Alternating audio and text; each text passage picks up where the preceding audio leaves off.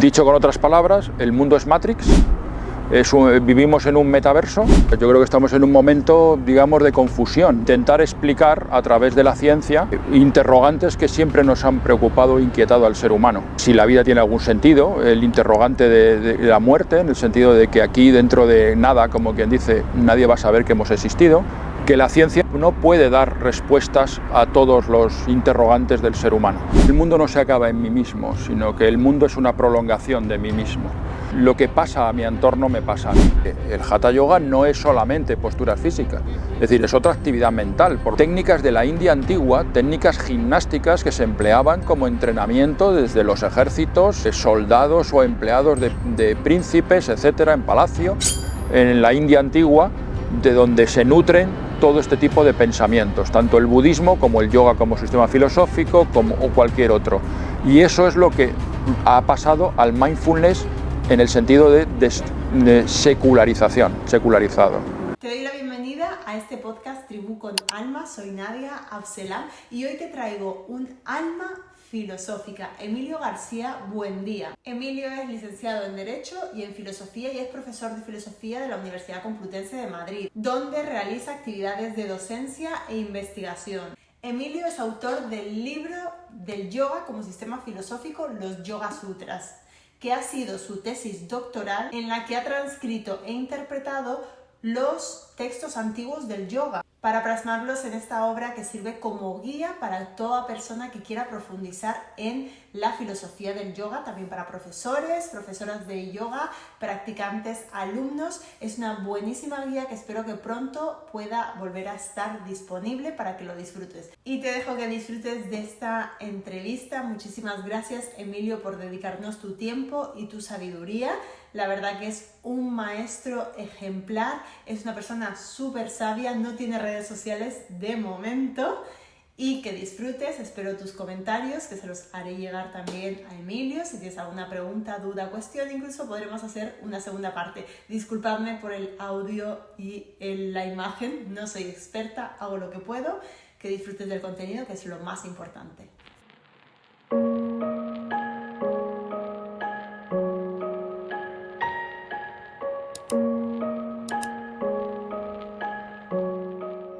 Bienvenido, Emilio, muchísimas gracias por concederme esta entrevista, por tu tiempo.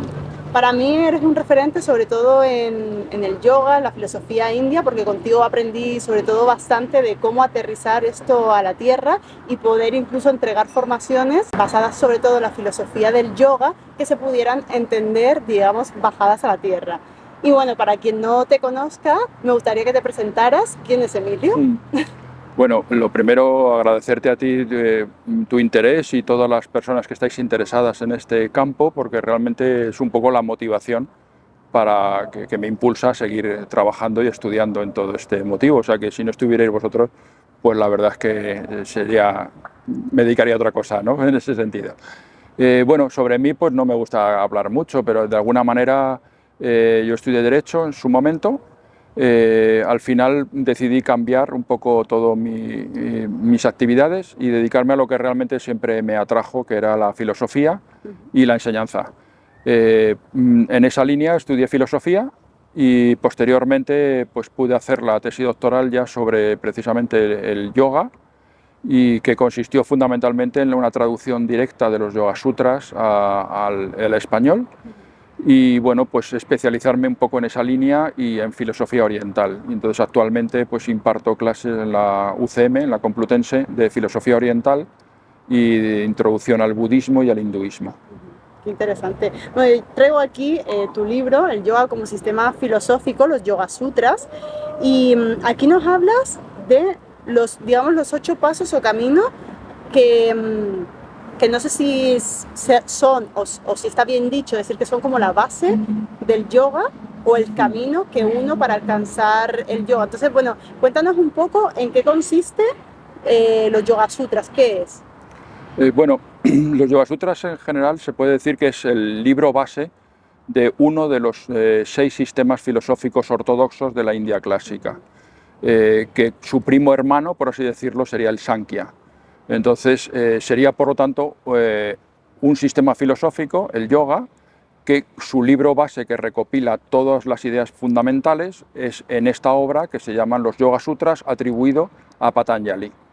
Entonces, por lo tanto, es un libro de filosofía en ese sentido. Y cuando quiero decir filosofía es que intenta dar respuestas, o la postura de ese sistema filosófico, a problemas que el género humano ha considerado filosóficos, como es de qué está formada la realidad, cómo puedo conocerla, cómo me debo comportar, y hablaríamos de ética, pero también, como la filosofía en India siempre no solamente se piensa, sino también se practica, pues contiene una parte práctica que indica cómo seguir, cómo comportarse y llegar a un camino determinado que lo llamamos liberación, ellos lo llaman liberación, en ese sentido, ¿no? Entonces los Yoga Sutras, por así decirlo, buscarían todas esas finalidades. Qué curioso, hablas de se practica, ¿no? ¿Y qué es la práctica que va más allá, digamos, de la postura física? Porque lo que conocemos o lo que se ha dado a conocer más en Occidente es la práctica de yoga y enfocado solamente a posturas, secuencia de posturas, vinyasas y demás. Entonces, en este sistema filosófico, ¿qué sería esa práctica? Bueno, la palabra yoga, para empezar, es que es una palabra muy polisémica, es decir, hay que tener cuidado porque tiene muchos significados. Y entonces aparece ya en la literatura india en épocas muy antiguas. Entonces aparece, por ejemplo, ya en las Upanishads, hace claras referencias a lo que es el yoga como una parte práctica. Y en ese sentido, claro, la pregunta sería, ¿cuál es la esencia del yoga? Cuando hablamos, ¿a qué se refiere el yoga en general? Yo creo, y eso ya es una opinión mía, es que yo creo que el yoga desde épocas muy antiguas, ya digo, como mínimo desde las Upanishads, y luego aparece también en la épica, en el Mahabharata, etc., el yoga va asociado siempre con una actividad mental, es decir, con una paralización o disminución de la actividad mental. ¿Por qué medios? Fundamentalmente yo diría, lo resumiría en dos grandes grupos de técnicas. La primera es la meditación. Por medio de meditar, de focalizar la atención sobre algo, ellos descubrieron que la actividad mental se puede tranquilizar, y a la vez con el control de la respiración. Y entonces, con esos dos medios, pero fundamentalmente con la meditación y esa tranquilización de la actividad mental, ellos consideran que uno puede captar realmente cómo es el mundo en su verdadera realidad, más allá de las apariencias. Entonces el yoga ese sería el núcleo. Sin embargo, hoy día en Occidente se ha hablado mucho de las posturas de yoga y su relación. ¿Por qué considero yo que pasa esto, o esa cosa tan extraña, esa división? Porque en Occidente estamos inmersos en un dualismo que no somos capaces de superar, o que lo llevamos casi en el ADN, que es la mente por un lado y el cuerpo por otro. Sin embargo, en otras tradiciones, como puede ser la India, la mente y el cuerpo es un continuo. Entonces ellos no lo habrían visto como dos cosas separadas. Si yo cambio mi mente, cambio mi cuerpo. Si yo cambio mi cuerpo, cambio mi mente. Y entonces ambas entidades, aunque hablemos como dos cosas distintas, pero en la realidad, digamos, se solaparían en gran manera. En ese sentido, las posturas físicas realmente pues sería una forma también de cambiar la mente. Y por ese motivo, lo que nos cuesta comprender es que un asana de yoga, una postura de yoga, también es un estado mental. Y eso cuesta entenderlo, porque va contra nuestra tradición occidental, pero para ellos lo ven como algo natural. Yo modifico mi cuerpo, adopto una postura, le añado un estado mental y todo en conjunto es un estado mental, a la vez que un estado físico y corporal. Sí, es la importancia de lo que has dicho, sobre todo el trabajar en conjunto, ¿no? El darnos cuenta, porque sí es verdad que estos 8 pasos o caminos te llevan, porque la base que lo sustenta son esos valores éticos y morales, ¿no? Es como, ¿cómo vamos a estar en asana si hay algo que resolver, ¿no? Se produciría como un conflicto o no nos dejaría como avanzar hacia los estados meditativos, que yo por lo menos en tus clases entendía como que el estado meditativo es un elevado nivel de conciencia. ¿Es así o...?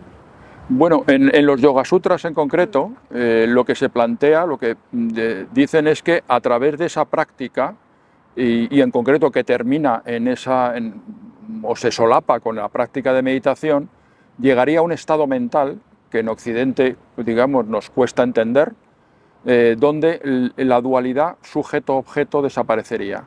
Ese es un concepto que a mí también me cuesta muchas Sí, veces, no sé, darle, o cuando lo transmito, a lo mejor porque no creo que no lo he terminado de sentir del sí. todo, entonces me cuesta explicar cómo desaparece esa dualidad sujeto-objeto que todos, digamos que somos uno, Sí. ¿no? Digamos.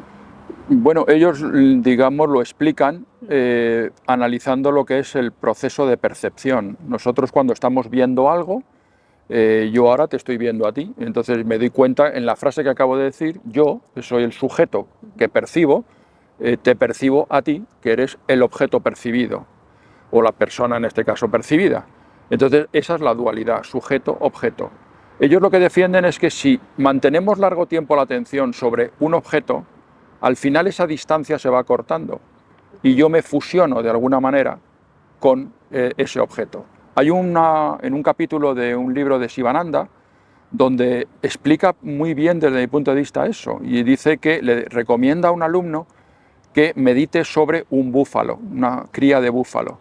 Entonces, el que tenía con el cual ese alumno de pequeño tenía un vínculo emocional muy grande. Ahí cuenta Sivananda que el maestro cuando le dijo esto fue a los 3 días, porque no salía de la habitación, y le dijo, sal de la habitación. Y le dijo el practicante, el alumno, no puedo salir porque no puedo pasar por la puerta, porque mi cabeza de búfalo me impide pasar por la puerta. Y entonces el maestro se dio cuenta que el búfalo, el objeto, y el sujeto, el alumno, se habían fundido. Y en ese momento le dijo, piensa que no es un búfalo, vete más allá de la forma y del cuerpo. Y entonces él alcanzó la liberación. Lo que quiere contar en ese cuento, que dice muy bien, es cómo el sujeto y el objeto al final se funden en una sola cosa. Y ese estado mental que ellos dicen es lo que llaman samadhi. En los Yoga Sutras, por ejemplo, Vyasa dice que el yoga de Patanjali es igual a samadhi, es decir, el objetivo sería alcanzar ese estado que evidentemente para los occidentales es muy difícil o parece que sería muy complicado, pero bueno, por lo menos para ellos dicen que eso sería factible, ¿no? Pero complicado por todos los elementos distractores que tenemos en nuestro mundo o nuestro... Sí, claro, es que habría que pensar que el yoga tal y como se entendía en la antigüedad, en la India era una forma de vida, era una opción de vida. Y entonces las personas que querían seguir ese camino, digamos, abandonaban su familia, abandonaban lo que es la ciudad, sus amigos, y entonces se dedicaban a una vida errante y se dedicaban a todo este tipo de prácticas las 24 horas del día, 365 días al año. Hoy día nuestra vida, evidentemente, es radicalmente distinta. Entonces le podemos dedicar a la práctica de yoga un poco de tiempo a lo largo de la semana, pero luego tenemos que venir a la vida cotidiana. Entonces el yoga de hoy ya no tiene pocas cosas que ver en ese sentido con aquel yoga de hace 2000 años, por ejemplo. Inclusive yo diría más por lo que hablábamos hace un momento. El cuerpo nuestro físico de un occidental del siglo XXI tiene poco que ver con el cuerpo físico de alguien de hace 2000 años. Entonces hay que pensar que hay que adaptar todo eso a nuevas circunstancias. El yoga, de manera simplista, por lo menos yo lo veo así, siempre se dice que es unión. Sí. ¿Es esto correcto? Es decir, yoga es igual a unión. Sí, bueno, eso es un tema y me alegro esto que dices, porque el yoga, como decía antes, la palabra yoga significa muchas cosas, tiene muchos significados y hay que ver en qué contexto se utiliza para ver qué significado es el adecuado. En ese sentido, la palabra yoga es cierto que viene de una raíz verbal del sánscrito yug, que viene hoy una palabra en castellano que es yugo, que es unir dos reses. Y entonces yoga en ese sentido, vamos a decir vulgar o coloquial, sí que significaría unión. Lo que ocurre es que ya en el ámbito filosófico normalmente se distinguen, o los pensadores indios distinguen dos grandes caminos a seguir por el ser humano según sus personalidades. Uno que lo denominan el Viveka Marga, que es el camino marga de la discriminación. Y el otro es el Yoga Marga, que es el camino de la unión. El primer camino, el de la discriminación, ¿qué quieren decir ellos con discriminar? Ellos parten con de una idea y es que los seres humanos cotidianos nacemos con lo que hoy podríamos decir una serie de procesos de identificación. Nosotros nos creemos que somos pues, nuestra forma de vestir, nuestra forma de pensar, nuestra ideología política, nuestra idea religiosa, y cuando decimos quién soy yo, en realidad yo soy lo que yo pienso, lo que yo veo, cómo veo el mundo, etc. Y ellos dicen, hay que deshacer esa identificación. Y entonces, en ese sentido, dentro de ese camino, el yoga sería desunión, en el sentido de desidentificación. Yo me identifico con el mundo y por eso estamos inmersos en ese sufrimiento, vaivenes de todo lo que nos ocurre, esa impermanencia de la que hablan los budistas. Entonces, pero si yo me diera cuenta que yo no soy el mundo, que me he desidentificado, entonces me doy cuenta que lo que le ocurre al mundo no me ocurre a mí. Es como cuando estoy viendo una película. Yo soy el espectador, me identifico con lo que pasa en la pantalla y entonces yo me aterrorizo, yo me alegro, yo estoy feliz con lo que pasa a los espectadores del cine. Yo me identifico con ellos. Pero si alguien me dice, no tengas miedo en esa película de terror, porque a ti no te pasa nada, eso ocurre solo en la pantalla. Yo entonces cojo esa distancia y ya no tengo miedo. Me he desidentificado, me he separado de eso. Entonces yoga en ese sentido sería desunión, sería en el sentido de desidentificación. El otro camino, que curiosamente por ese equívoco de la palabra, es el yoga marga. El yoga marga, ese camino ahí sí significa unión. ¿Pero por qué? Porque ese camino es el camino de los teísmos en la India. Yo lo que busco es unirme con una divinidad, porque yo sigo el camino de la emoción. Y entonces yo busco la imaginería, todo el camino de la devoción. Y entonces lo que yo quiero es unirme y fusionarme con la divinidad. Y por eso yoga significa unión. Pero no es el yoga de Patanjali. El yoga de Patanjali es el primero. Es el yoga de la desidentificación. El otro, el yoga de la unión, son todos los teísmos, fundamentalmente el camino del shivaísmo y vishnuísmo. Y la metáfora que se emplea siempre es la pregunta, ¿qué ocurre cuando una gota de agua cae en el océano? Ambas se fusionan, se unen. La gota de agua sería nuestra individualidad. El océano es la totalidad, la consciencia universal, donde yo me fusiono con ella y mi individualidad se diluye. Entonces me uno con ella. Pero ese no es el camino del yoga de Patanjali. Me viene a la mente esa parte del efecto observador.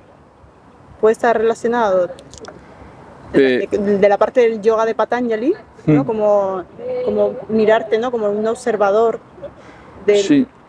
Sí, lo que ocurre es que en el yoga de Patanjali considera que la realidad está formada por dos tipos de sustancias. Una que es la consciencia, que es el observador. Por eso aparece la palabra muchas veces que es difícil de entender, hablan de el veedor, el que ve. La consciencia consiste en ese acto psicológico, ese acto por el cual yo me doy cuenta que ahora mismo estoy hablando, que es distinto al acto psicológico de hablar. Entonces, ¿por qué? Porque estoy consciente, tengo conciencia. Por otro lado estaría otra sustancia, que sería el mundo, que está sujeto a constante cambio. Entonces, es un devenir constante. Es lo que hoy día se habla de la sociedad líquida. Todo es impermanente, las relaciones humanas, afectivas, laborales, todo vivimos en esa inquietud constante. Esa es la característica del mundo material. Como el que ve se identifica con el mundo, cree que también él está cambiando, cuando en realidad son dos cosas distintas. Por eso lo que se busca es que ese veedor, esa conciencia, se dé cuenta de que es diferente y entonces él no cambia, está ajeno a todo cambio. Te quería preguntar cómo llega el yoga a Occidente, más o menos en qué año o quién es el que introduce, digamos, el yoga en Occidente. Sí, hay varias vías, fundamentalmente todo lo que es el pensamiento de la India en general, a través de los ingleses, precisamente, que empiezan a traducir las principales obras de la literatura india y por tanto también del pensamiento indio, van llegando a Europa, por un lado. Entonces empiezan a disponer y tener acceso a, digamos, fuentes literarias, pero también del pensamiento indio, con unas traducciones de altísima calidad. Eso por un lado. Y entonces llegan fundamentalmente a Inglaterra, al Reino Unido y luego también a Alemania. Entonces son las dos grandes fuentes. Por otro lado, va a haber un movimiento en Estados Unidos que se denomina el trascendentalismo americano, que va a estar muy inquieto y muy sediento de otro tipo de corrientes, y entonces van a, digamos, absorber también mucho pensamiento que viene de India. Y hay un punto en Estados Unidos que va a ser muy importante, que es un congreso que se celebra a principios del siglo XX en Chicago, donde van a ir representantes de un congreso de religiones y van a ir grandes representantes de la India. Entre ellos va a ir Vivekananda, Swami Vivekananda, que va a tener una influencia gigantesca y va a recorrer Estados Unidos y luego también el Reino Unido dando conferencias, y entonces va a haber una gran difusión de todo el pensamiento del yoga. De hecho, se publicará en español en una editorial argentina, se llama Los Yogas Prácticos, que tiene los diferentes tipos de yoga de los que se habla en el Bhagavad Gita, y él lo explica con la lucidez de Swami Vivekananda. Entonces eso va a tener un gran impacto. Tenemos por lo tanto esas dos fuentes. Posteriormente, en una época más reciente, va a llegar lo que se podría denominar el yoga postural, que va a ser precisamente todos los discípulos de Krishnamacharya que van a difundir por toda Europa lo que es el yoga desde otra perspectiva, y es precisamente, digamos, actualizar muchas técnicas originariamente del Hatha Yoga y de técnicas gimnásticas, y entonces, pero muy consolidadas en la India, y van a llegar precisamente también a Europa, y entonces de alguna manera todo ello va a conseguir una gran difusión a nivel mundial y se va a convertir en un fenómeno global. En cuanto a yoga, budismo, religión, ¿tienen algo en común? Yo diría que sí. Bueno, en primer lugar habría que separar el concepto otra vez que entendemos por religión, porque es una palabra también muy equívoca.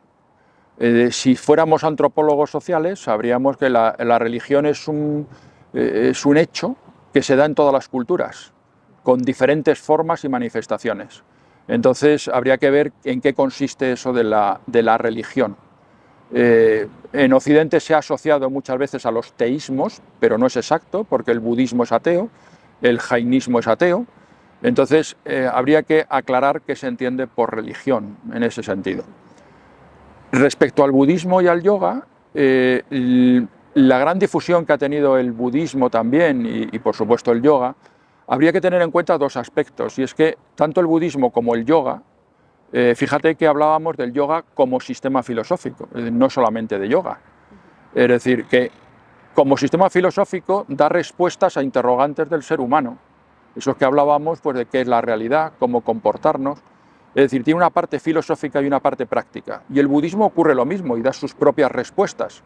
Tiene una forma de ver la realidad, tiene una ética, tiene una forma de conocimiento de cómo comportarse, y tiene también una parte práctica.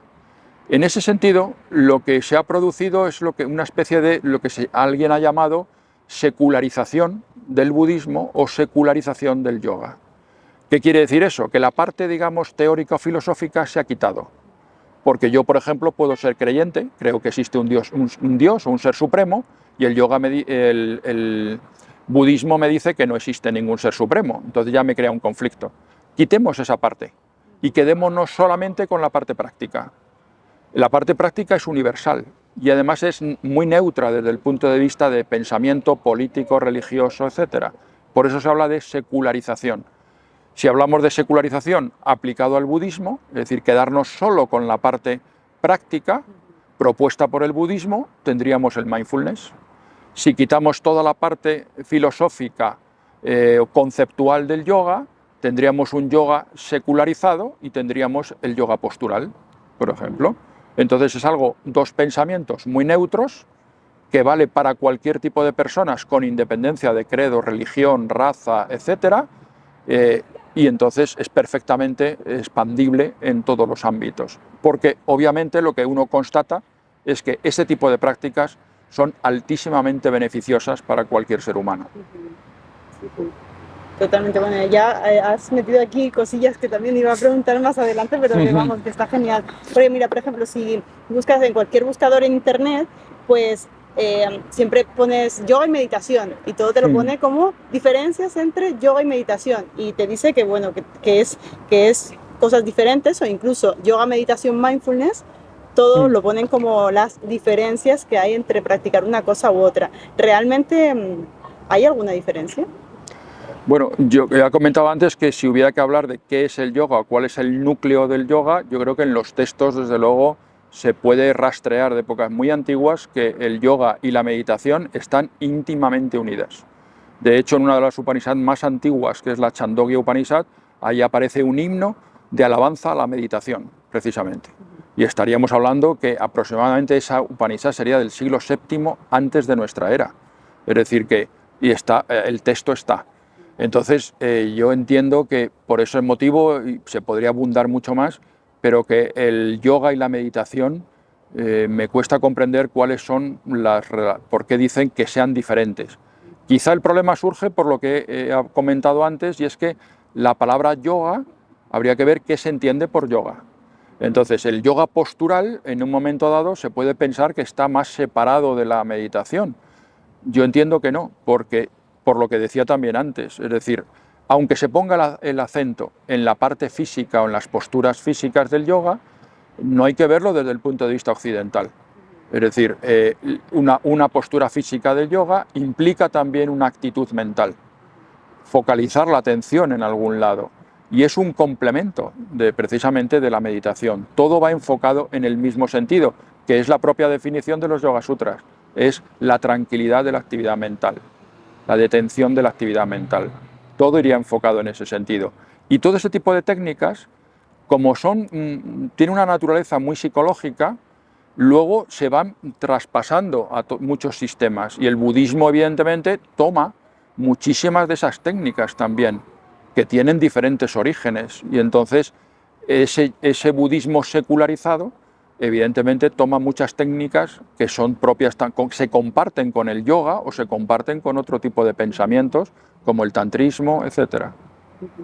Porque es curioso, de hecho, en una de las formaciones que había dado, o sea, había una persona que me decía, oye, gracias por explicar, ¿no?, que la parte de yoga y meditación, porque decía, sí, yo veo mucha gente que medita, pero nadie me sabe decir qué es la meditación o qué es lo que están haciendo, ¿no? Entonces, meditar, el estado meditativo es la detención de las oscilaciones de la mente, o sea, ¿cómo definirías para alguien que venga de cero, de nada, que no entienda esta cultura ni esta filosofía, de manera sencilla, cómo definirías qué es la meditación? Sí, yo no diría lo que yo entiendo por meditación, yo me remitiría a Patanjali. Lo mejor es leer a los maestros.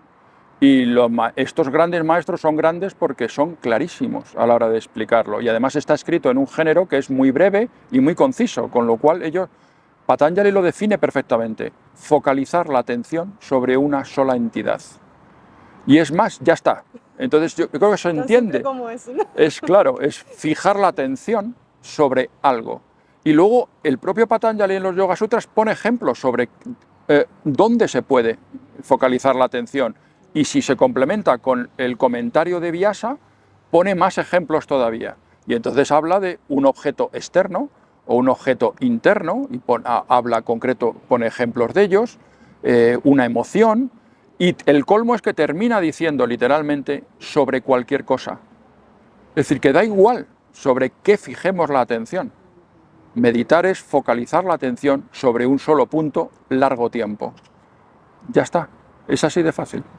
Y difícil a la vez. Difícil, sí, porque en una sociedad con tantas distracciones y claro. Ahora que en nuestra mano tenemos el acceso a muchas distracciones, fijar la atención en un punto 3 minutos, incluso es súper complicado. Una barbaridad, 3 minutos, sí. Se va cada 2 por 3. Antes de continuar, quería, para quien no entienda, porque has comentado varias veces las Upanishads, sí. Yo recuerdo las Upanishads, me había quedado con esa frase de la sabiduría del bosque, ¿no? Para sí. que explicaras un poco qué es las Upanishads. Bueno, las Upanishads es un conjunto de obras, digamos, la evolución del pensamiento indio va desde los Vedas y, digamos, termina ya con un pensamiento mucho más elaborado, muchos siglos después, que se concreta precisamente en un grupo de textos que se denominan las Upanishad. El nombre es una enseñanza que es abajo, o sea, al lado de un maestro en el suelo, sentados, y entonces discuten diferentes temas. Y fundamentalmente es un pensamiento muy abstracto y que habla precisamente de un yo universal y bueno, pues tiene un pensamiento muy elaborado y de grandísima altura filosófica. Ahí en concreto hay una serie de esas obras, se saben los nombres perfectamente, y esas obras, pues, bueno, pues están algunas de ellas especialmente relacionadas con el yoga específicamente. Y entonces se han editado algunas veces con el nombre de las Upanishad del yoga. Es decir, el yoga, por lo tanto, es que es un pensamiento también muy antiguo. Bueno, pues sería ese conjunto de obras donde las más importantes se consideran, las que se denominan Upanishad mayores, son las que va a comentar, en el sentido de aclarar lo que quiere decir, un filósofo muy importante posterior, que es Shankara, que hará comentarios y explicativos sobre lo que quieren decir esos versos. Y entonces, pues normalmente, antiguamente se estudiaba el texto original más el comentario de Shankara. En cuanto a lo que hablas de estudiar a través de comentarios, por ejemplo, yo me leí los Yoga Sutras en el libro de Vivekananda y no me había quedado tan claro como luego en tu libro. Y creo que a veces obviamos, o por lo menos a mí me lo habían explicado así, que sí es verdad que toda esta filosofía hay que estudiarla no solo a través de los libros, sino también con un maestro que te explique y que sobre todo te traiga también a esta nueva era de cómo aplicarlo. Sí, bueno, tradicionalmente siempre en la India la tradición es muy importante, lo que se llama la tradición. Y entonces siempre la idea en India era que un texto base, como pueden ser los Yoga Sutras o las Upanishad, luego los diferentes pensadores lo que iban haciendo era, su forma de hacer filosofía es aclarar y reflexionar sobre el significado y lo que quería decir cualquier sutra o aforismo que aparecía ahí. Y entonces en esa explicación es donde va apareciendo el progreso de la filosofía. ¿Cuál es el problema fundamental que hay siempre con estos textos? Es que son textos filosóficos en ese sentido y están escritos de una manera muy concisa. Entonces el problema está en que o uno sabe previamente cuál es el problema que hay de fondo, o si no, no entiende lo que se está debatiendo, no se entiende la respuesta que se da ahí, o cuál es el planteamiento. Y por ese motivo es importante tener en cuenta los comentarios sucesivos que ha habido por diferentes grandes pensadores aclarando esas respuestas. Sería como, por poner un ejemplo, si yo sé muy pocas matemáticas y quiero entender un manual, por ejemplo, de cálculo infinitesimal, pero oiga, empiece usted primero a sumar, restar, saber un logaritmo y luego llegará usted al cálculo. Pero así de entrada, si no sabe cuáles son los problemas que hay, uno se va a perder, porque realmente no sabe de qué se está tratando. Por ejemplo, por concretar más, en el libro cuarto, que es el libro cuarto de los Yoga Sutras, que es un libro extraño, ahí lo que se está debatiendo es, muchos autores consideran que es una polémica con el budismo, con una escuela budista, de si el mundo externo existe o no existe, o es una construcción de nuestra mente. Y entonces ahí aparecen los argumentos que Patanjali da para intentar demostrar que los budistas no tienen razón. Si uno no entiende que el problema que hay de fondo es eso, pues entonces, claro, uno lo lee y todo resulta rarísimo, porque es una cosa que no se comprende. Pero el problema es la pugna que hay de una postura que llamaríamos realista, que el mundo existe con independencia de cualquier sujeto, o una postura idealista, como sería el de muchas escuelas, algunas escuelas budistas, que consideran que todo el mundo es una construcción de nuestra mente. Bueno, pues Patanjali da argumentos para intentar refutar esa postura, y eso es uno de los núcleos del libro cuarto. Si uno no entiende esto, pues es que realmente está perdido a la hora de leer ese libro, por ejemplo. Y ahora que dices esto, ¿el mundo es una construcción de nuestra mente? Bueno, yo no lo sé, pero son las dos posturas. Para entender un poco esa problemática podemos acordarnos en películas que son de culto ya hoy día, como Matrix, o hoy más recientemente el metaverso. ¿Realmente el mundo en el que estamos viviendo es Matrix? ¿O eso es una ficción de unos guionistas? Esa película lo que plantea es un tema de un calado muy grande, realmente. Si todo el mundo que nos rodea es una ficción, que no sabemos cómo se crea y quién lo crea, o bien realmente es algo que existe con independencia de nosotros. Entonces, dicho con otras palabras, ¿el mundo es Matrix? ¿Vivimos en un metaverso? ¿O realmente el mundo tiene independencia de todos nosotros, de nuestras mentes? Bueno, pues ese es el problema y es difícil resolver esa cuestión. Los grandes dilemas de la humanidad que no sabremos si en algún momento se resolverán o no, quedará nadie. Bueno, a mí me gustaría, a raíz de tu pregunta, digamos, salirme un poco de todo esto y hablar de cosas que son universales. Hoy día tenemos la creencia muy arraigada que la ciencia va a poder responder a todo ese tipo de preguntas. Y eso es lo que hoy día se llama y se critica como cientifismo. Es decir, y en ese sentido ya hay autores que yo creo que con los cuales me uno, que la ciencia no puede dar respuestas a todos los interrogantes del ser humano.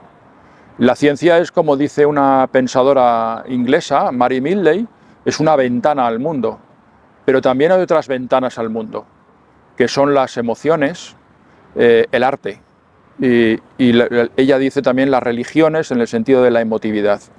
Entonces, esos grandes interrogantes, digamos, probablemente la ciencia no pueda responder nunca y tendremos que acceder a esas respuestas por otras vías, como puede ser el arte, en concreto el arte o la emotividad, las emociones humanas. Y ahora que sacas este tema, porque claro, ahora hay varias corrientes, digamos que la gente se ha ido más unas hacia la neurociencia, lo científico, y otros hacia más lo físico, por ejemplo, si hablamos de las prácticas de yoga, como buscando respuestas tanto en un lado como en el otro. ¿Cómo favorece esta integración y a la vez cómo perjudica la esencia de estas prácticas orientales que no las entendemos en Occidente porque es otra cultura, con tantas evidencias por medio que al final, como eso lo tenemos como autoridad, parece que es como la verdad absoluta, ¿no? Entonces, en este panorama... Bueno, yo creo que estamos, pero eso ya habría que hablarlo desde muchas perspectivas. Yo creo que estamos en un momento, digamos, de confusión, ¿no? Yo volvería un poco a lo que te acabo de decir, ¿no? Es decir, yo creo que lo que se busca muchas personas en las neurociencias es intentar explicar a través de la ciencia interrogantes que siempre nos han preocupado e inquietado al ser humano, interrogantes de distinto tipo, ¿no? Pues si la vida tiene algún sentido, el interrogante de la muerte, en el sentido de que aquí dentro de nada, como quien dice, nadie va a saber que hemos existido, qué sentido tiene todo esto. En fin, eso la ciencia ni la neurociencia lo va a poder resolver. La neurociencia nos podrá explicar en qué consiste, por enlazarlo con antes, pues en qué consisten los procesos de atención, qué ocurre, pues qué puede ocurrir en nuestro cerebro, si se van apagando zonas del cerebro cuando vamos focalizando la atención en eso que llamábamos meditación. Eso no lo puede explicar, pero habrá interrogantes que nunca nos va a resolver. Y entonces se va muchas veces al lado contrario, es decir, se desprecia el conocimiento de la ciencia porque se piensa que nos va a llevar a un camino estéril, y entonces se abandona todo lo positivo que también nos ha aportado la ciencia, que es muchísimo. Entonces, quizá la cuestión sería encontrar un término medio y coger cosas positivas de diferentes ámbitos. Este tipo de pensamientos nos va a aportar siempre respuestas que no da la ciencia, pero que la da la filosofía, o si queremos las humanidades en general. Y entonces las humanidades yo creo que por eso son tan importantes, porque es un acceso, una vía a respuestas a interrogantes que nos seguimos haciendo todo el mundo en todas las latitudes, de una manera o de otra. Y la ciencia puede ayudarnos también en su lado, pero no ni uno ni otro con exclusividad va a ser la solución en ese sentido. Siguiendo con esto, el famoso mindfulness, y digo famoso porque se ha puesto tan de moda que parece que a veces como que en yoga, meditación, no, yo hago mindfulness. ¿De dónde nace? ¿De de dónde viene, su origen, digamos, y por qué se trata separado del yoga y la meditación. Yo creo que el mindfulness es, digamos, Kabat-Zinn, sobre todo, que va a ser el que va a desarrollar los primeros programas, el programa principal de mindfulness.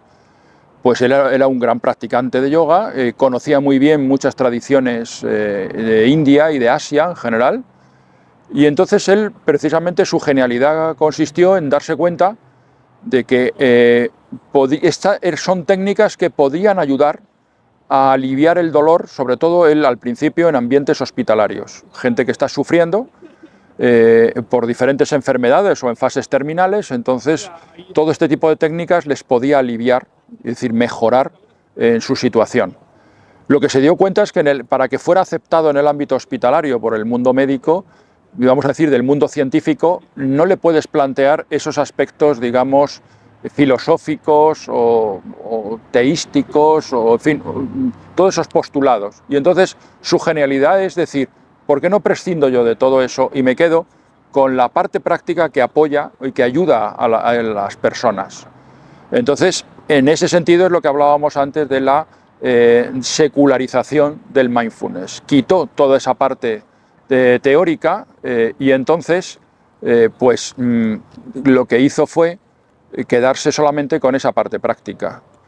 Y entonces fue aceptado en ese ámbito hospitalario y se vio realmente que todo este tipo de técnicas son muy fructíferas y muy positivas. Luego ya se fue expandiendo a otros ámbitos más allá del mundo hospitalario. La cuestión es, ¿tiene poco que ver con la meditación? Yo entiendo que no. Gran parte de las técnicas del mindfulness, hasta donde yo conozco, pues se solapan en muchísimos sentidos con técnicas meditativas que son muy transversales, por lo que decía antes, que proceden antiguamente no solamente del budismo, sino también del yoga, del tantrismo, es decir, hay una especie de mar de fondo, suelo de fondo práctico en la India antigua, de donde se nutren todo este tipo de pensamientos, tanto el budismo como el yoga como sistema filosófico o cualquier otro.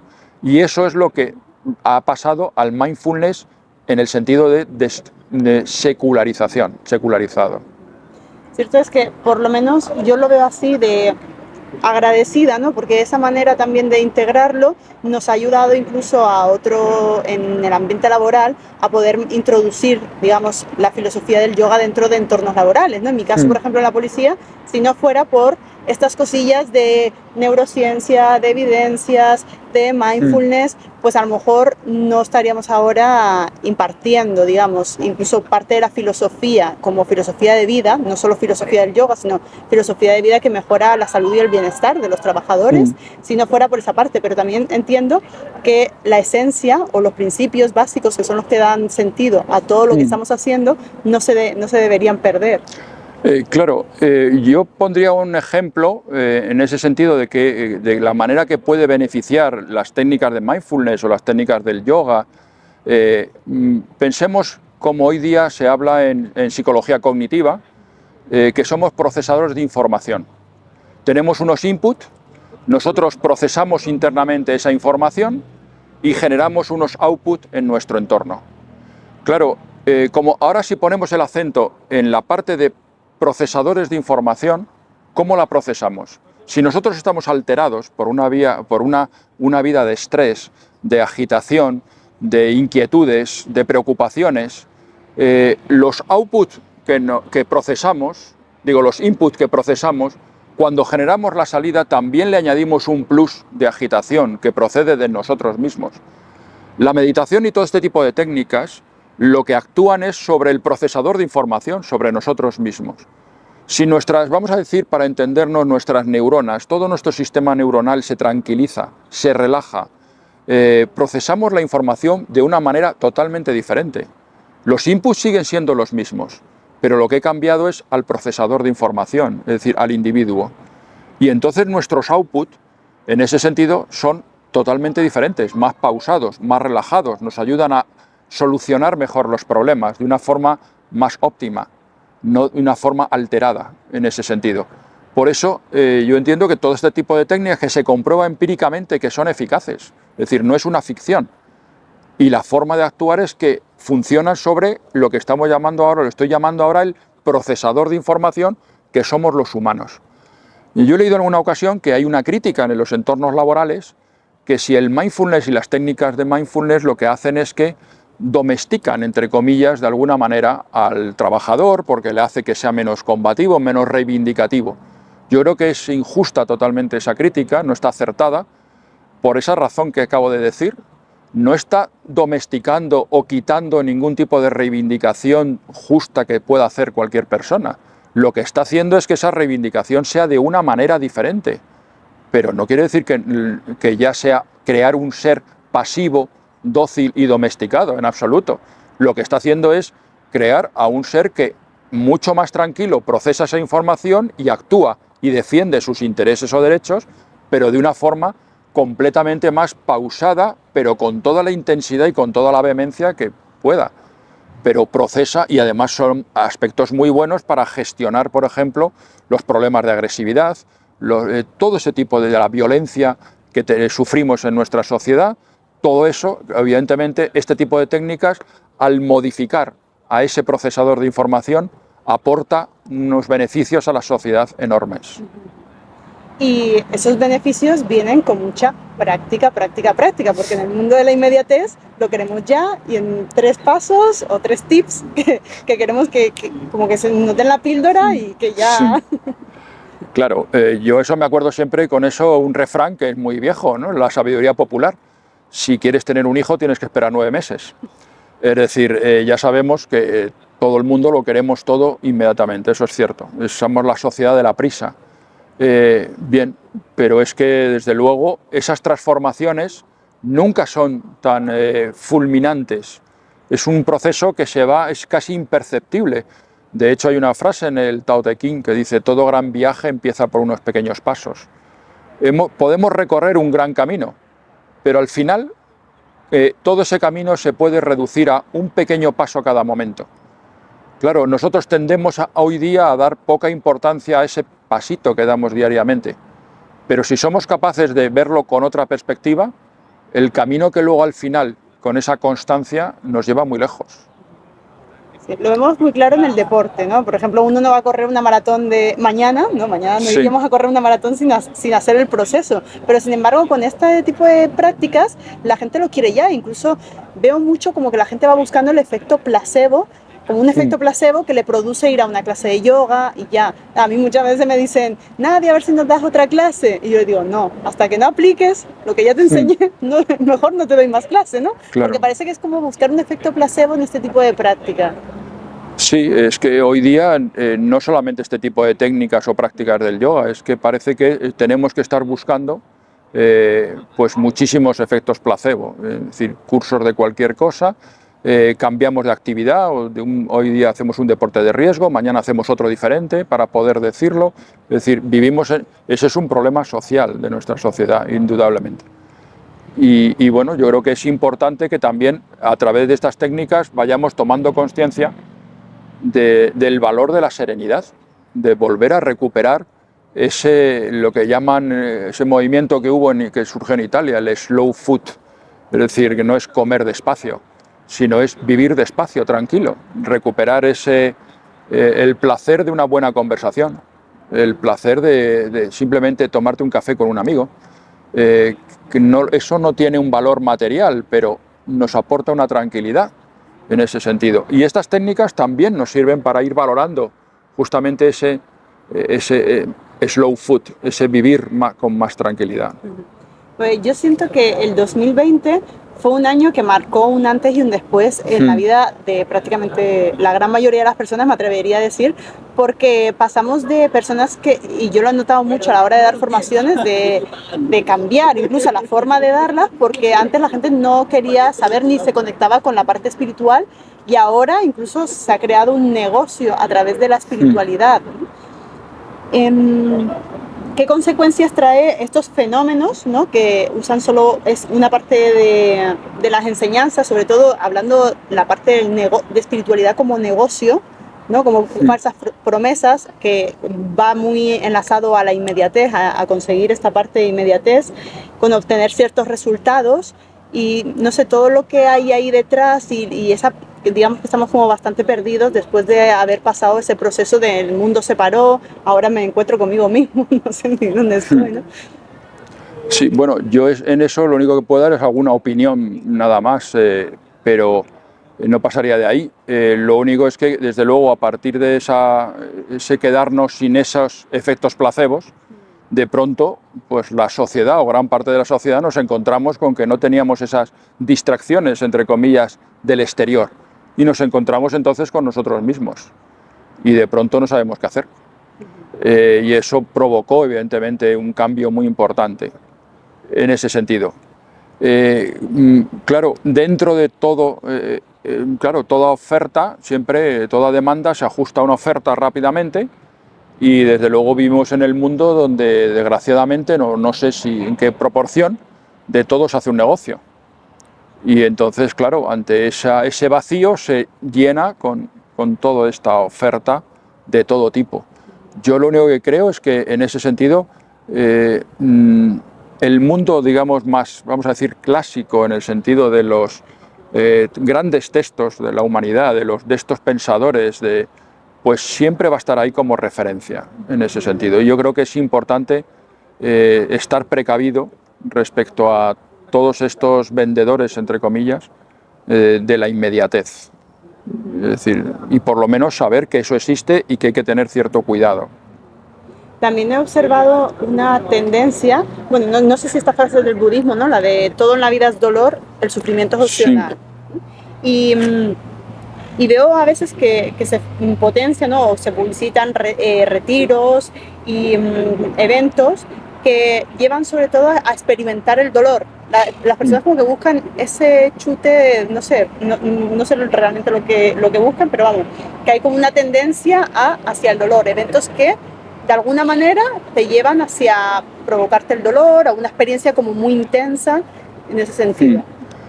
Bueno, yo creo que en primer lugar que el relacionarlo eso con los que lo relacionan con la primera de las 4 nobles virtudes del budismo, de que toda la existencia es sufrimiento, realmente es un desconocimiento absoluto del budismo.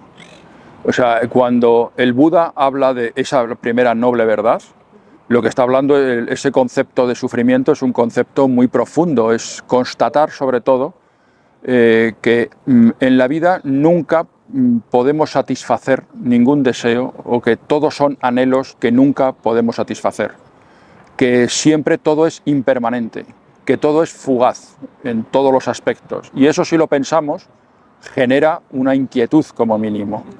Es decir, es un concepto muy profundo en ese sentido cuando se habla o se traduce como que todo es sufrimiento en ese sentido. Ningún deseo incluso se puede satisfacer, porque en que satisfagamos un deseo, automáticamente volvemos otra vez, no se agota el deseo, volvemos otra vez. Es decir, eso es lo que hoy día se llamaría la sociedad líquida. Vivimos en esa sociedad de impermanencia total, y eso, si uno lo piensa, es inquietante. Pero de ahí a ya pasar, decir, voy a provocarme sensaciones de dolor para, no sé muy bien para qué, para salir de una vida monótona, o de no sé muy bien cuál es el objetivo. Desde luego no tiene nada que ver con esa noble verdad del budismo, que es algo muy profundo,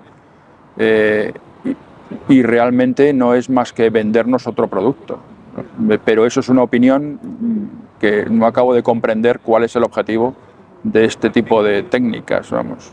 De hecho, hay otro tipo de técnicas que también llevan como a entrar en estados de trance a través de, bueno, de música, de respiración y demás. O sea, usan parte de, digamos, trabajo emocional para inducir a ciertos estados.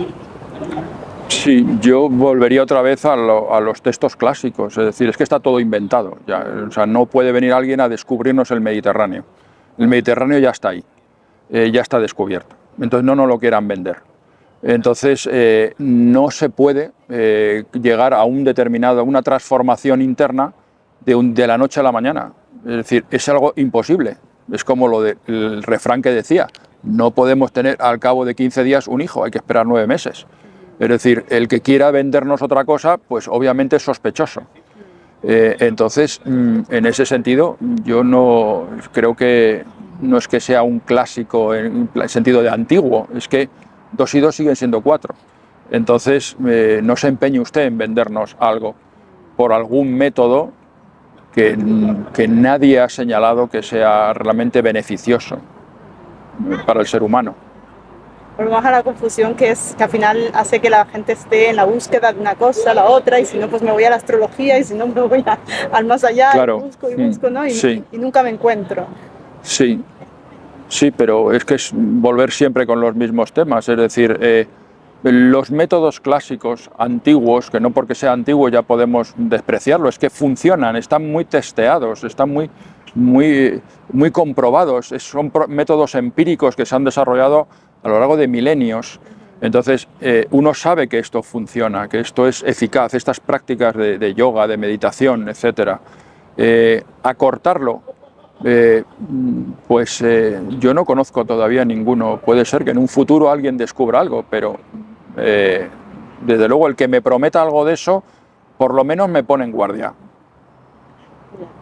Sí, verdad, bueno, porque al final es de qué manera, o bueno, a lo mejor te estoy pidiendo una opinión muy personal, ¿no? Porque es como las comunidades budistas, ¿no? Que también están haciendo por acercarse a la sociedad, para traer este mensaje, ¿no? Y que la gente no se pierda en otras cosas, pero de qué manera tendría que hacer pues comunidades budistas, hinduistas, de yoga, para lanzar ese mensaje, o que llegue a esta sociedad más moderna, que parece que sin una persuasión no calan este tipo de... Parece que como que aquí no hay chicha, me voy a lo inmediato. Entonces, ¿cómo o cuál debería ser el mensaje? ¿Cómo se debería trabajar para poder llegar a...? Pues no lo sé muy bien qué contestarte en ese sentido, porque yo creo que quizás yo lo plantearía a la inversa, es decir, el que realmente necesita algo o busca porque tiene unas ciertas inquietudes, es un aforismo que siempre ha existido en la India. Cuando tú buscas, llega un momento en que aparece el maestro. Es decir, los maestros son la gente que está preparada, están ahí. Entonces lo que hay que hacer es buscarlos, no que uno venga a mi casa a venderme un producto. Es decir, porque es otra vez otro elemento que a mí me alarma de alguna manera. No me quiere usted vender algo. O sea, si yo siento cierta inquietud, pues voy a buscarlo, voy a preocuparme, voy a contrastar con diferentes personas, con diferentes textos, en diferentes lugares. Al final voy a dar con la persona adecuada. A lo mejor me equivoco, pero al final voy a encontrar una persona adecuada en ese sentido. Pero es uno el que tiene que hacer el esfuerzo por buscar. Porque es que si no, es como si decimos, es que el médico no viene a mi casa a curarme. No, es que tú eres el que tienes la necesidad de ir al médico. Él tiene el conocimiento, pues vas a la consulta. Es decir, no puede ser un mundo al revés, en ese sentido. Y después de todo este análisis, ¿cómo ves el panorama actual en torno a la práctica de yoga? Y ya decirte la filosofía del yoga que se está perdiendo, pero bueno, ¿cómo ves más o menos el panorama actual? Bueno, yo intento ser siempre optimista, ¿no? Aunque a lo mejor haya gente que diga que cualquier otra cosa. Yo pienso que, por lo que decía hace un momento, es decir, los grandes textos están ahí. A pesar de todos los meandros, las vueltas que se pueden dar, el río es muy grande y está ahí. Entonces uno siempre puede llegar a esa orilla de ese río, ¿no? de conocimiento, de experiencias, ¿no? En ese sentido. Entonces, bueno, pues yo creo que todos los intentos de búsqueda, aunque a veces sean equivocados, al final vuelven otra vez a llevarnos a un camino positivo. Siempre hay un avance en ese sentido. Eso quiero decir que yo soy optimista. Nos podemos equivocar muchas veces, pero el progresar también está formado por los errores. Y entonces los errores son parte del progreso, en ese sentido. Y entonces yo creo que poco a poco, si cada vez va habiendo más gente que va más preparada, que estudia con seriedad todos estos asuntos, y todo eso al final es un avance. Y entonces, por ese sentido, por ese motivo, yo creo que soy positivo, ¿no? Optimista. Y ya para ir finalizando y cerrando, Emilio, quería preguntarte qué es para ti la espiritualidad y qué papel juega en tu vida. Bueno, yo más que hablar de mí, que yo creo que lo importante es qué entendería yo por espiritualidad. Yo creo que es una palabra también muy manida y muy desgastada, desgraciadamente. Mi interpretación, que es totalmente subjetiva y que, bueno, pues no pasa más que de ser una opinión, es que yo entendería espiritualidad en el sentido de estar abierto a todo lo que me rodea. Es decir, el mundo no se acaba en mí mismo, sino que el mundo es una prolongación de mí mismo. Y lo que pasa a mi alrededor, no solamente a otras personas, sino también a mi entorno biológico, a este árbol que nos rodea, a todo lo también forma parte de mí mismo. Y entonces, en ese sentido, me doy cuenta que yo no termino en mí. Y esa apertura hacia el mundo, en general, creo que es lo que podríamos llamar, o yo entendería, espiritualidad, en ese sentido. Podemos llamarle con otras palabras, empatía hacia lo que me rodea, considerar que nada me es indiferente en ese aspecto. Entonces creo que esa sería la esencia de lo que sería lo espiritual, aunque yo digo que es una palabra muy equívoca también. Entonces yo lo entendería en ese sentido, ¿no? Por eso me gusta este pensamiento no solamente de India, sino de Asia, de ver la realidad como una totalidad. Lo que pasa a mi entorno me pasa a mí, y lo que me pasa a mí le pasa al entorno. Y entonces, de alguna manera, todos somos esa idea que tienen en India y en Asia de unidad en ese sentido. Por eso yo creo que desde Occidente lo vemos como un mundo espiritual en ese sentido.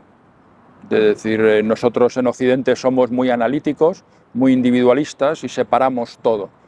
Ellos lo ven todo como un continuo y por eso yo creo que tienen otra forma de abordar que empatizo mucho con esa forma de pensar. No sé si tenemos aquí público, si queréis hacer alguna pregunta a Emilio antes de finalizar. Yo sí que tengo una pregunta para ti.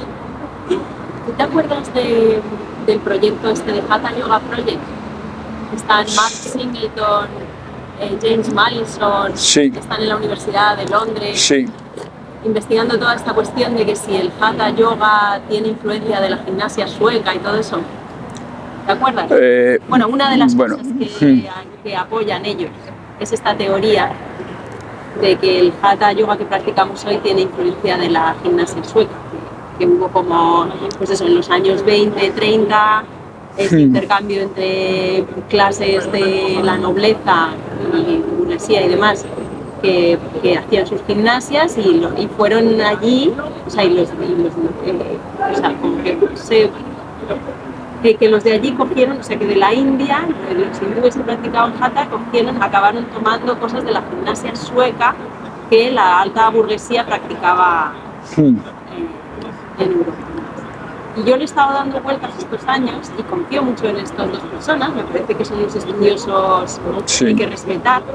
Pero luego yo pienso, ¿no será al revés? O sea, ¿no habrá sido que el yoga, o sea, que puede que ha habido contacto mucho antes entre la cultura occidental y la cultura oriental, y que fue ahí donde se empezó a desarrollar a lo mejor gimnasias, ¿no? Que luego acabaron siendo esto que le llaman la gimnasia sueca, pero que sí, lo que has dicho tú antes, que el yoga es ancestral, que aunque haya textos de medioevo, pero hay cosas de mucho antes, ¿no será que es al revés? Que yo últimamente pienso eso, que quizás el yoga es la primera gimnasia que hubo.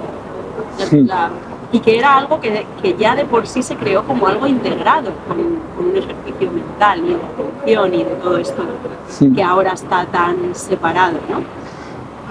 ¿No habrá sido al revés? Que haya habido intercambios previos, porque, ¿no? Sí. Bueno, ya Marco Aurelio tuvo contacto con filosofías orientales, ya en aquella...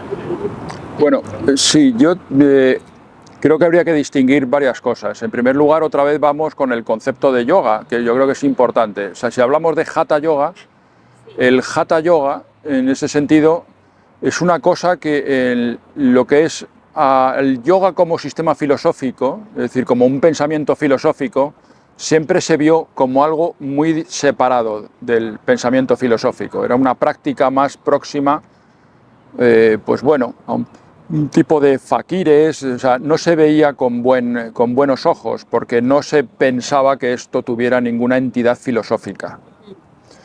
Eso está claro, porque uno lee los Yoga Sutras y lo que le dedica a Patanjali a los asanas es muy breve. Y luego en los comentarios, en concreto hay un comentarista que dice, literalmente, estos son temas de Hatha Yoga y al que le interese que consulte los manuales de Hatha Yoga. Eso está escrito. Creo que era Vijnana Vishnu, aunque no estoy seguro quién es ese comentarista, pero está dicho así. Luego, posteriormente, es decir, el Hatha Yoga, desde luego, como prácticas físicas, y hay que tener en cuenta que en los manuales de Hatha Yoga también se habla de la meditación, del Samadhi, que también se olvida por el otro lado. Es decir, que el Hatha Yoga no es solamente posturas físicas, es decir, es otra actividad mental, por lo que hablábamos antes de ese continuo cuerpo-mente que lo ven como un continuo. Pero el Hatha Yoga tendría digamos, su desarrollo. Hasta donde yo sé, desde luego, lo que sí, sobre todo Krishnamacharya, y luego que yo creo que es la fuente de todo el yoga postural que se ha expandido por todo Occidente en ese sentido, él tomó precisamente técnicas de la India antigua, técnicas gimnásticas que se empleaban como entrenamiento desde los ejércitos, soldados o empleados de príncipes, etcétera, en palacio, etcétera. Es decir, que había un desarrollo gimnástico en la India de épocas muy antiguas, que aplicadas luego a la lucha, etcétera. ¿No tendrá más lógica que fuera al revés? Yo ya no sé si esas... La gimnasia viene quizás de la influencia que pudo haber a lo mejor incluso en tiempos romanos. Yo creo que desde luego eso no lo sé, porque en épocas romanas la relación que puede haber en esa época imperial entre la Roma imperial en concreto y India antigua son temas muy discutidos y no están nada claros. Por lo tanto, yo creo que no se puede uno retrotraer a esas fechas con un mínimo de certeza. Hay simplemente posibilidades, pero pocas. Que en épocas más recientes, yo no sé, lo desconozco completamente, la evolución de lo que es la gimnasia sueca y de dónde procede, eso lo desconozco. Pero desde luego que el yoga postural yo creo que es bastante claro y me resulta, aunque a estos autores que has dicho, por supuesto me parecen totalmente solventes y cuando lo dicen tendrán algún fundamento. Pero desde luego de entrada me resulta chocante, porque desde luego en la India, por eso te digo, que tanto técnicas gimnásticas como técnicas de Hatha Yoga son ancestrales. Y por lo tanto, sí.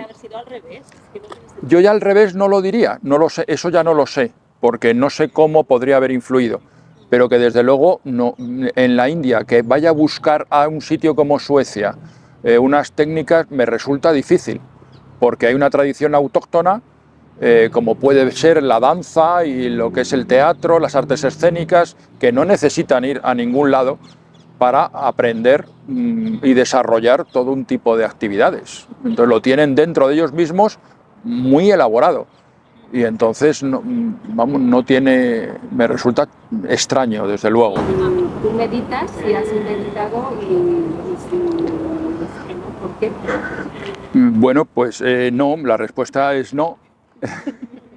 El día tiene 24 horas y bueno, pues entre preparar clases, dar clases, estar trabajando en todo esto que estoy contando, pues la verdad es que, bueno, intentar vivir y hacer más cosas, pues la verdad es que no te da la vida para más cosas. Podría hacerlo, evidentemente, prescindiendo de otras. Digamos que mi camino, el yoga también significa un camino, y hay muchos caminos, muchos yogas, y mi yoga es más el estudio, en ese sentido. Esa sería mi meditación. Sería una meditación diferente, pero al fin y al cabo también sería un yoga, aunque algo diferente. Sí, pues yo te veo y no sé, por lo que transmites, es como este hombre no se sentará a meditar así con los ojos, no hará esto, pero siento que encarnas, digamos, sí, encarnas todo lo que es esta parte filosófica como en tu estilo de vida, por lo menos a mí es lo que me proyecta. Bueno, y ahora cuando me veas que me voy levitando, ya verás.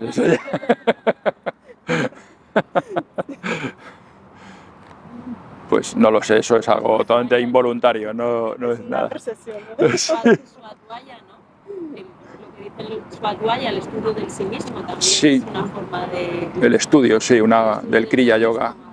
Del Kriya Yoga, sí. Sí, De observar también sí, una sí, forma de sí, camino, vaya. sí, es, Sí, ya por para ahí iría la cosa. una segunda parte, ¿no? Porque da tanto. Sí, esto es enorme, ¿no? Emilio, me gustaría saber, siempre es una pregunta que hago a todas las personas que entrevisto, que ¿cuál es o cuál crees que es tu propósito de vida o tu dharma? No sé si esto está bien dicho, asociar dharma con el propósito de vida, digamos, se podría Bueno, matizar. sí, Matizar. da igual, pero vamos, nos entendemos. Sí. En estos momentos, ¿o cuál crees en...? Bueno, mi objetivo en este sentido es pues seguir trabajando en esta línea, estudiando todos estos textos, todo este conocimiento, porque creo bueno, que creo que es importante que se conozca con la mayor rigurosidad posible. Yo siempre intento verlo con cierta distancia, es decir, siempre me dicen, bueno, ¿por qué no practicas yoga? ¿Por qué no? Bueno, yo lo veo desde una cierta distancia, no estoy implicado en ese sentido y lo que intento es verlo desde un punto de vista académico, objetivo, contrastando todo lo que voy poniendo con los textos y entonces, bueno, pues esa es la línea de trabajo y siempre con un objetivo que es que soy consciente de que hay, lo que decía antes, hay muchas personas que están interesadas en todo este mundo y lo que más desearía, no sé si lo podría cumplir más, pero es que poder tener, que puedan disponer de ese trabajo que hago para que, bueno, pues puedan acceder con rigurosidad a unas fuentes lo más serias posibles. Eso es el objetivo. Qué bien, ¿no? Y yo te lo agradezco mucho porque la verdad que he aprendido bastante contigo. De hecho, tu libro, El yoga como sistema filosófico, que pronto volverá a estar a la venta, ¿no? Espero una nueva edición que salga pronto. Y antes de terminar, ¿quieres añadir algo más o cómo te gustaría que finalizáramos o cerráramos? Bueno, pues un poco relacionando con lo que has comentado antes, pues sí que es una realidad, que en este mundo pues es tan vertiginoso, que a todo nos arrastra, y que muchas veces es difícil distinguir lo que merece la pena de lo que no, pues yo diría en ese sentido como criterio, pues un precepto ya muy antiguo de la Ilustración, es atrévete a pensar. Es decir, que cada uno recupere en la mayor medida posible un espíritu crítico. Que no porque lo diga alguien que tenga mucha fama, porque venda muchos libros, porque tenga muchos títulos, da igual. Lo importante no es quien lo diga, sino analizar, ser capaces de analizar lo que uno dice, emplear el sentido común, que muchas veces también es una buena guía, tener ciertos criterios para decir, bueno, pues si este es un mercader o realmente lo que quiere es vender un libro o cuál es su objetivo. Es decir, en resumen, mantener y desarrollar una mente y un espíritu crítico, que es quizá lo que muchas veces vamos perdiendo, desgraciadamente, y pensar por nosotros mismos. Y entonces decir, no, voy a razonar todo esto, voy a analizarlo, y bueno, pues, y creer en nosotros mismos, en nuestro sexto sentido, en ese aspecto, ¿no? Creo que es importante no perderlo, por supuesto, en este ámbito como en cualquier otro, ¿no? Con este pensamiento crítico cerramos. Muchísimas gracias, Emilio, gracias a por ti. tu tiempo. Muchísimas gracias, te lo agradezco, y por todo este contenido para mí de auténtico valor que nos has regalado. Muchas gracias. Me alegro que os haya servido. Gracias.